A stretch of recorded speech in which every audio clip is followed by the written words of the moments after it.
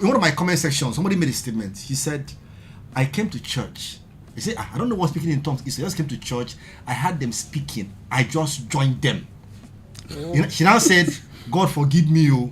Mechanical tongues. This is a person who is in the church and she has lalanihi. That is Igbo language.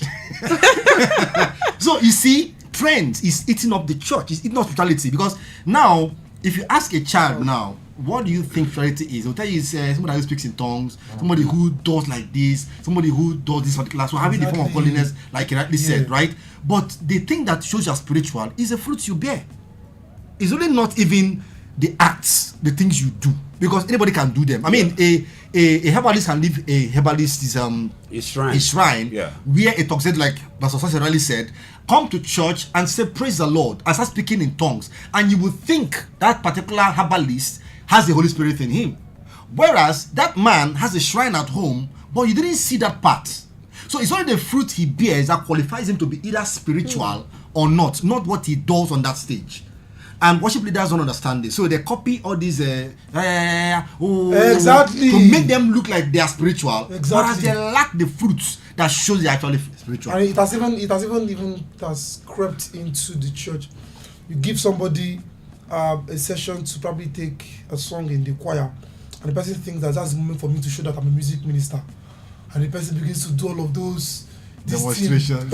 You're like, they won't be angry with you why you put them first and not in the middle. Why, when people are not in the church, why am I starting the program? You are looking down on me. You're looking down on me. Why don't you want to start? She put me in the middle. Yes. So the issue on the role of skill and spirituality.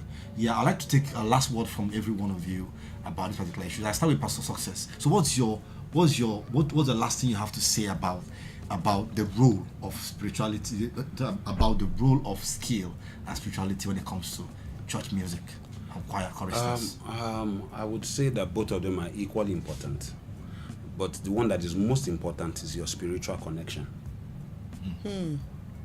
They are equally important, but one is more important than the other. That is your spiritual because you could have all the skill and be very empty. Now look at this. You could have all the skill and be very empty. And if you are full without skill, you can be also effective. You can also be effective. Can I say this story and then? Yeah. Now, there was an event in America also that a young man was asked to read the Psalm 23. I don't know whether you've heard of that story. The guy came, very eloquent guy, dashing looking, well coordinated, came up and then he read Psalm 23. When he was done, going down the podium, another old man looking very tattered came forward and was like, I want to also recite the Psalms. And then the compare of the program said, but somebody has done that already. He said, please oblige me. Please. Well, 5 minutes will not kill us. I'll come and do the same. Halfway through, everybody was crying. The other one looked the part, looked exactly like it, but didn't have it. But this other one didn't look anything like it. Halfway through reading Psalm 23, everybody was crying. When it was done, they were wailing. The compare summed up some Moses to meet him and like, well, the other guy came up and read Psalm 23 and we applauded him. But you've thrown everyone into a cocoon of tears.